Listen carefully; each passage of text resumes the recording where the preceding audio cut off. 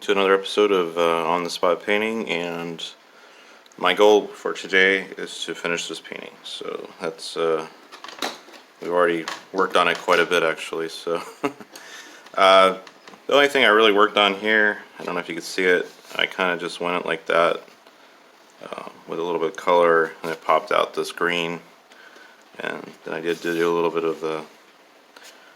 So my goal today is to finish it. I just want to thank you for any new subscribers subscribing to the channel. I know I've been working on this one for a while, but it just shows you what is entailed and the amount of artwork that requires. I may be more focused today to get this done. I know there's no sense of rushing it, or there's no deadline, but I kind of like to move on with some other projects with my on-the-spot painting. We for sure will do more robots. I will do more robots. Just that I would like to work on some other projects. That would be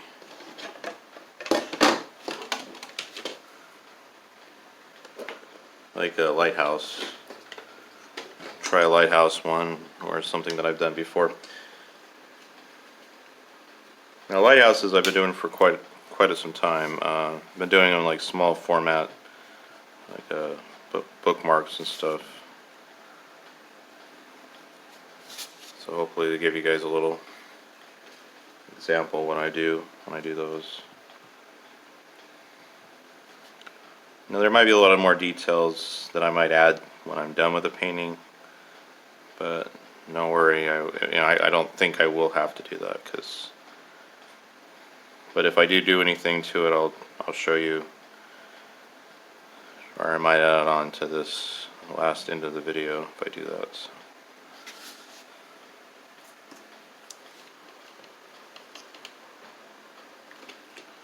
So I just want that a little darker, not to be blue as much.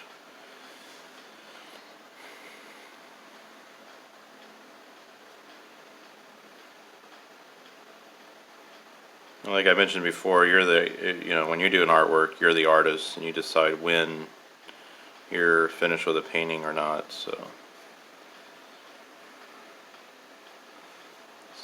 I didn't want to make that too dark to where that draws your attention too much. I think that was actually, I made a call. It's drawing attention to the neck part versus the head, which I don't want to do that. So, because that's the focal point right there. That's what I want people to see. This is just, the other elements of the picture, but you don't want to draw away from what you want to be the most important part of the painting. So, okay, I did add a little bit of the arm here earlier. I think for the sake of it looking right, you would have to add something there to not, you're gonna have some part of the arm, because otherwise it look like he doesn't have an arm here. So gonna let that dry. Added a lot of color, but that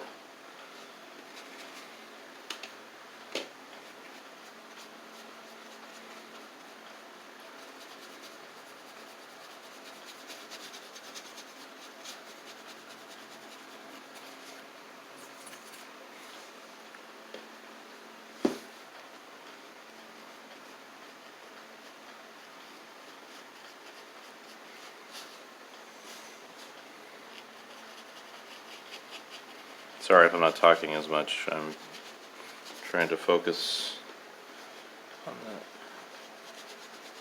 that. A lot of times I'll listen to music, or just sometimes without music, but sometimes music actually inspires me to do more. Depends on what artist I listen to, or a group or band or something.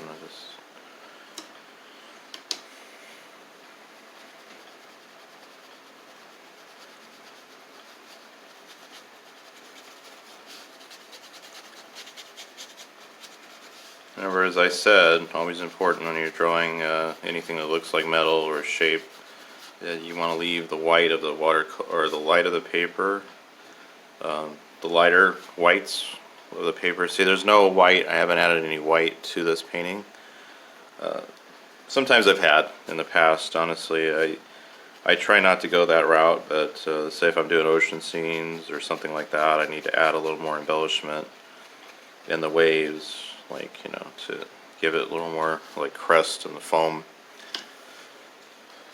I have done that because it's just but with these I don't typically add white to it. I like to let that be the white of the paper, and that gives you that effect of white.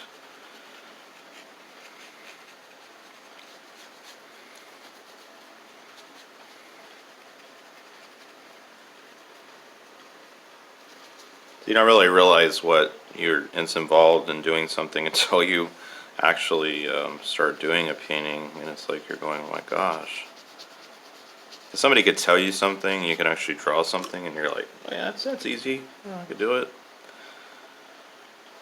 But until you actually start doing it, you don't really know what it entails. So now this is out of my head, so I don't really have anything that I'm not following any guidelines other than what I feel when I want to stop or not. That's really up to me.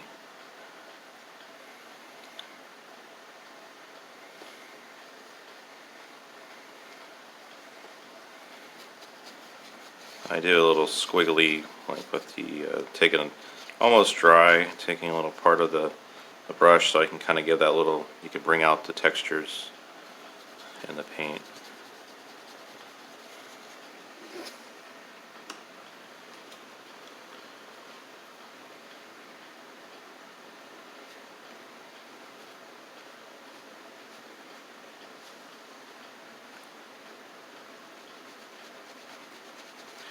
In reality, every little element is important.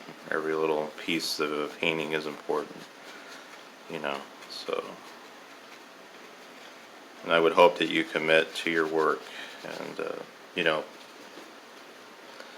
I'm trying to say is this, and saying when you're working on a piece or a painting, even if it's your own projects, try to give 100% of what you can do. I mean, there's times I've honestly said, well, but it's not a matter of being lazy. It's not a matter of being half-hearted in what you do, but sometimes you got to learn to say, well, this is it. This is where I'm going to stop. But actually, that's the best thing to do at times. But then other times you feel like, well, you could have went a little further. You could have added that finishing touches or something. And so it's always good to look over your painting and see what you can do. See what embellishments you can do to add to it. But again, it's always important not to try to overwork a painting too.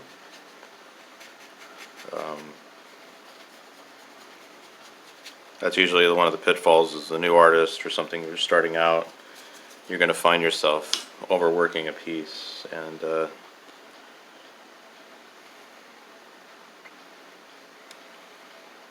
it's like I said, there's really nobody there telling you if you're doing this on your own, basically at home or whatever, and you're the artist, and there's just your maybe friends or family just saying, "Oh yeah, you need to do this," but you don't have an actual maybe another artist to talk to. It's really up to you when you decide what to do and where to go with it, your paintings. So.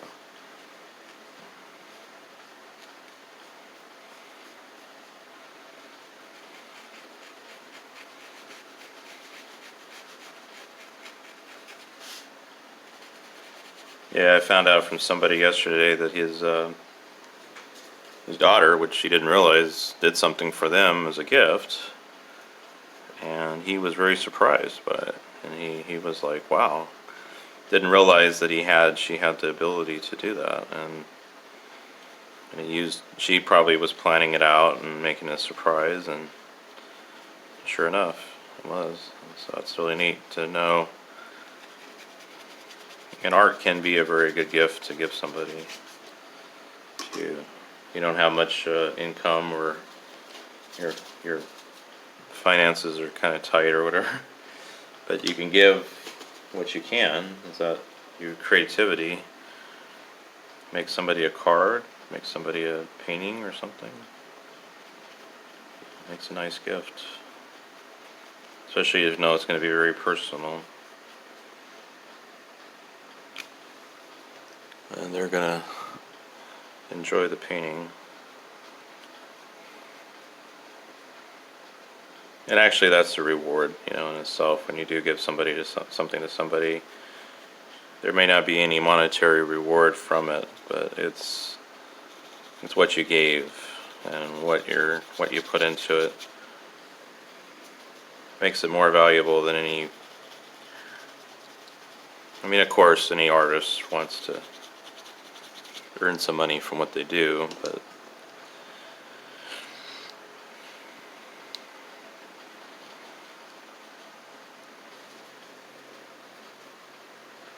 even if you don't earn money, at least you did it. You did the artwork, so you could just look back and go, well, I did.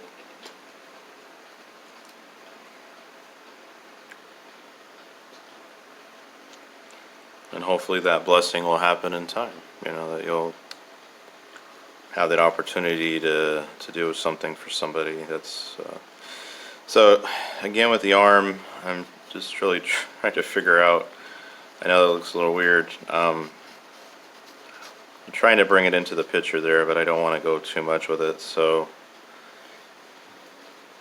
if I bring too much detail to it, it's going to look really weird, or it's going to look really stiff, because but I want to at least have some kind of a representation of that. So I may not worry about that too much. Normally I would. It just really, the way I have the painting, unfortunately, it's just, I should have actually brought it over here, and then I could have had the arm, but it's okay. I'm just showing you that, I don't like to sit there and critique what I'm doing, but I'm just saying that the reason why I couldn't get the arm in there, because the way I drew the arm body, but it's all worked out.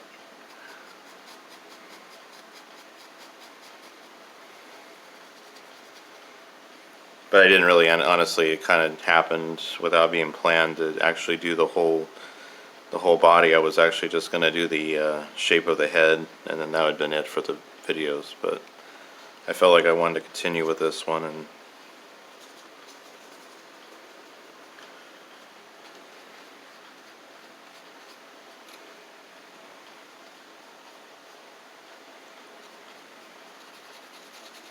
it's a matter of when to call painting done or not done. And that's kind of the hard decision that you have to make as an artist, to say, well. And then there's times I've called it painting done, and I go back and touch it up a little bit more. So, but then you might see something else that you just thought maybe you could use a little bit. I don't think anything wrong with that. It's just if you already scanned your work or already made a print of it or something, then you go back and touch it up, that'd be kind of, well, I don't think I would do that, because that's, you're altering it, and then it changes the real image of your work. But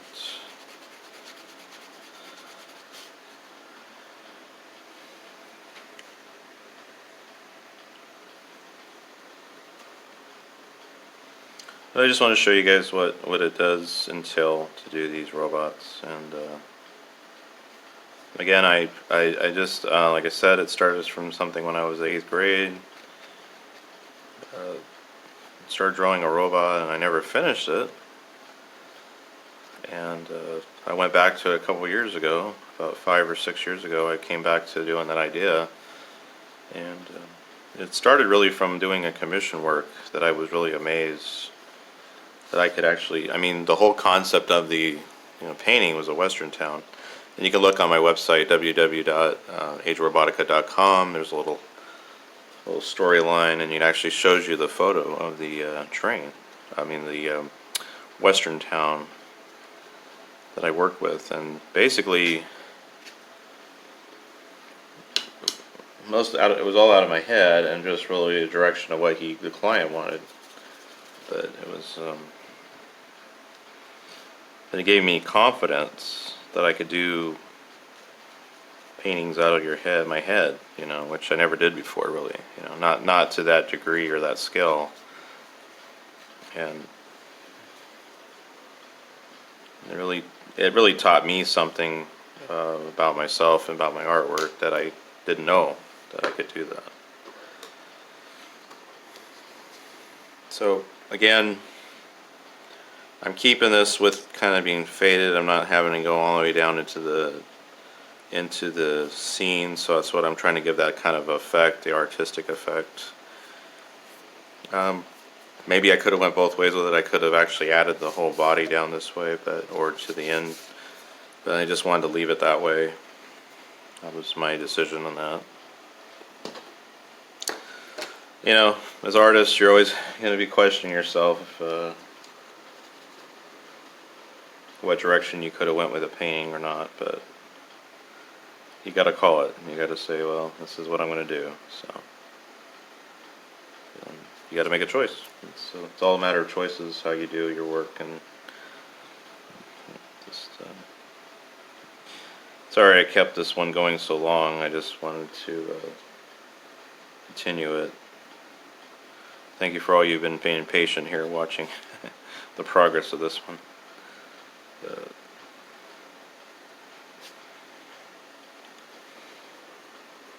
I promise next time if I do a robot one, I will make sure I have a little bit of it's sort of formed on its own, and it's fine. I think when you're normally doing something by yourself, when you do that, but I think when I'm drawing it here, I should have a little bit more planning it out what I'm going to do, so I'm going to try to do that if I can.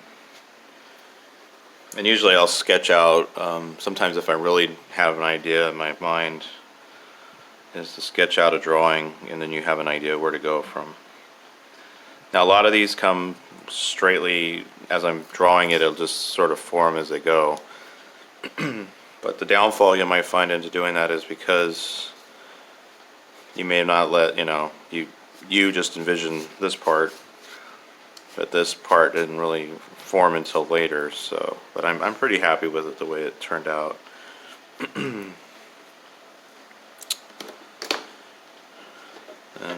it's a matter of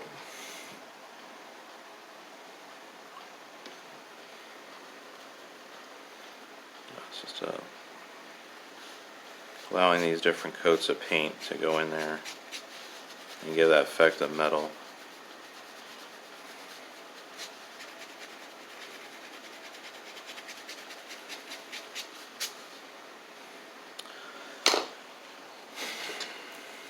Okay.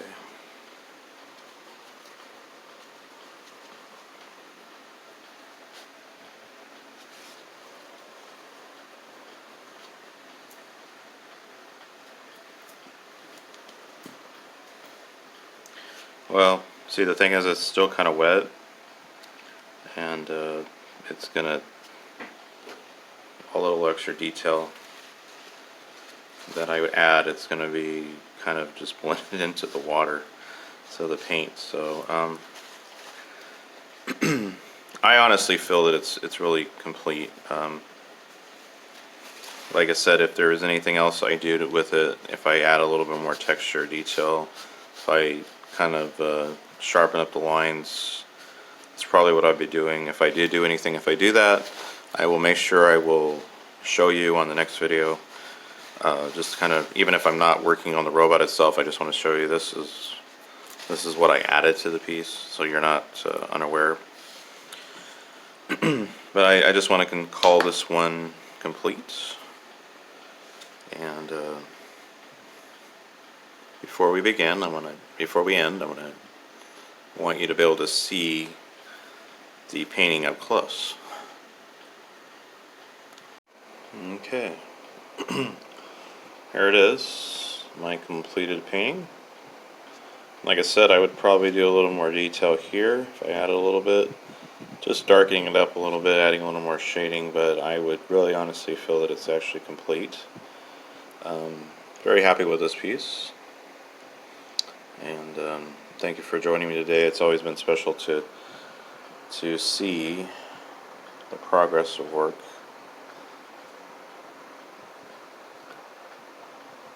What I love, actually, if you notice in there, is the textures. To create those textures, that's the fun part. So it's a little challenge to try to do that in watercolor, but it's actually possible. I know some of these effects might have been done through other mediums, perhaps digital or perhaps oils or acrylics. But I just want to encourage you that you can do some wonderful things with watercolors. It's a wonderful medium to work with. And I just want to thank you for joining me today at On the Spot Painting. And this is my first piece of with doing the robot. And it's turned into about 6 or 7 or maybe 8 videos. But thank you for being patient, and I just appreciate you. Anybody who's subscribed to my channel, who's put likes on my videos, I appreciate that. And if you know anybody else that you like to tell and say, hey, this is something I want to show you, and hopefully to encourage you. And I honestly really want to make sure that if you feel like you want to do some artwork of your own, and then we can help battle this virus. We can be home painting. So, but yeah, let's try to be safe and try to do what we can to protect each other. And it's hard out there, I know. So thank you for joining me on the Spot Painting, and have a good day.